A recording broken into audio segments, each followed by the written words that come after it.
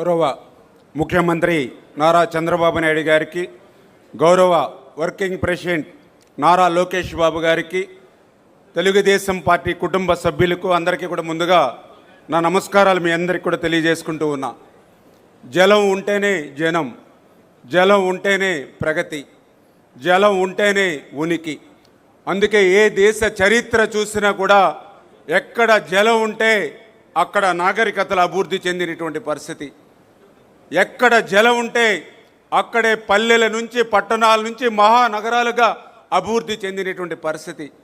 అటువంటి సత్యాన్ని గ్రహించే ఆ రోజు అన్న ఎన్టీ రామారావు గారి దగ్గర నుండి ఈరోజు చంద్రబాబు నాయుడు గారి వరకు సాగునీటి రంగానికి అత్యంత ప్రాధాన్యత ఇస్తూ, అందుకే ఈరోజు ఆంధ్రప్రదేశ్ రాష్ట్ర చరిత్రలో ఇరిగేషన్ శాఖలో తెలుగుదేశం పార్టీకి ముందు, తెలుగుదేశం పార్టీకి తర్వాత అనేటువంటి విధంగా చరిత్రలో మనందరం కూడా చూడవచ్చు.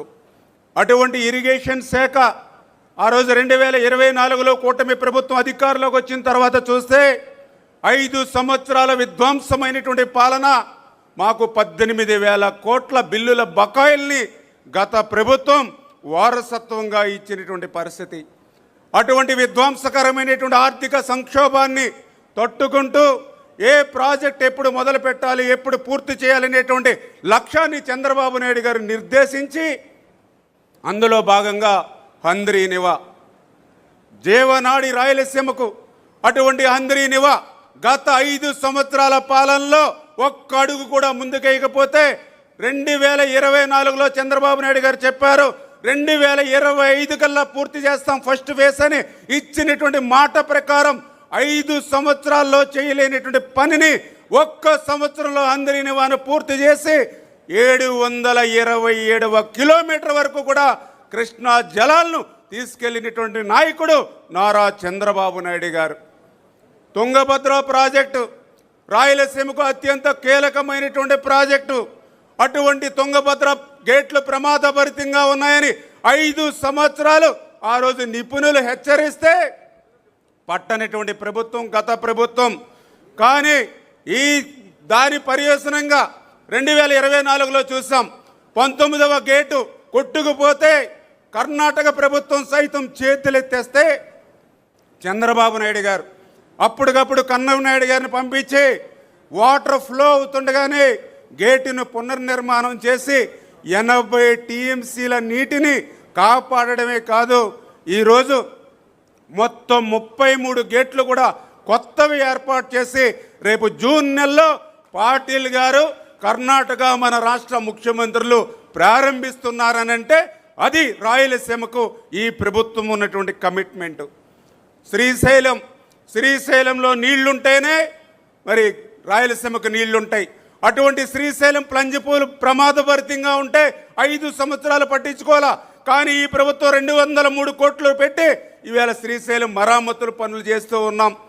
ఈ రకంగా హెచ్ఎన్ఎస్ఎస్, జిఎన్ఎస్ఎస్, గోరకల్లు, తుంగభద్ర, శ్రీశైలం ఇట్లా ప్రతి ప్రాజెక్టు కూడా మరి ఈరోజు ఈ ప్రభుత్వం ముందుకు తీసుకెళ్తూ ఉంటే మరి రాయలసీమ బిడ్డ అని చెప్పుకునేటువంటి వ్యక్తి రాయలసీమకి ఎందుకు వెన్నుపోటు పొడిచాడో ఈవేళ ఆ యొక్క మరి గొడ్డల పార్టీ నాయకుడు సమాధానం చెప్పాల్సిన అవసరం ఉంది.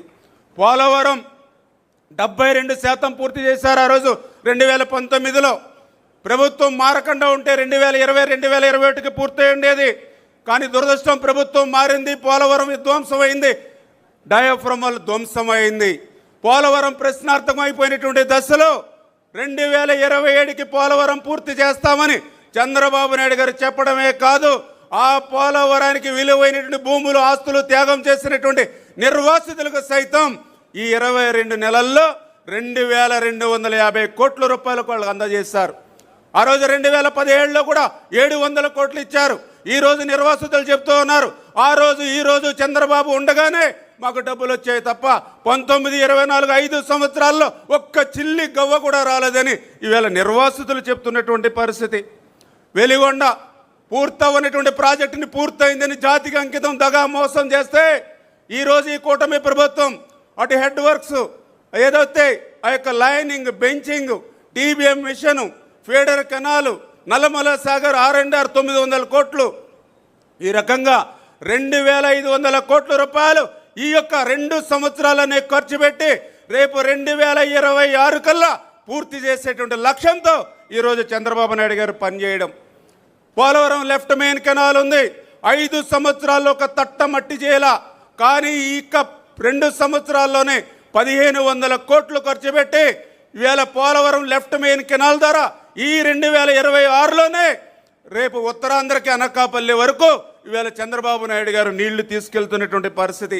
ఈ రకంగా 23 నెలల్లోనే 23,000 కోట్ల రూపాయలు ఈరోజు ఇరిగేషన్కి పెట్టి రాబోయేటువంటి 3 సంవత్సరాల్లో కూడా 36 ప్రాజెక్టుని ప్రాధాన్యత పెట్టి ఇరిగేషన్ క్యాలెండర్ని తన అనుభవంతో రూపొందించినటువంటి నాయకుడు నారా చంద్రబాబు నాయుడు గారు అనే విషయాన్ని సందర్భంగా తెలియజేసుకుంటూ, నదుల అనుసంధానం ఆ రోజే మనవాడు మన తెలుగు బిడ్డ చెప్పాడు కేఎల్ రావు, ఈ యొక్క భారతదేశంలో కరువు కాటకాలు పోవాలని అంటే గంగా నది నుండి యమున, యమున నుండి మహానది, మహానది నుండి గోదావరి, గోదావరి నుండి కృష్ణ, కృష్ణ నుండి కావేరి, గార్లెండింగ్ ఆఫ్ రివర్స్ ఉండాలని దాన్ని అందిపుచ్చుకునేటువంటి ముఖ్యమంత్రి మన చంద్రబాబు నాయుడు గారు.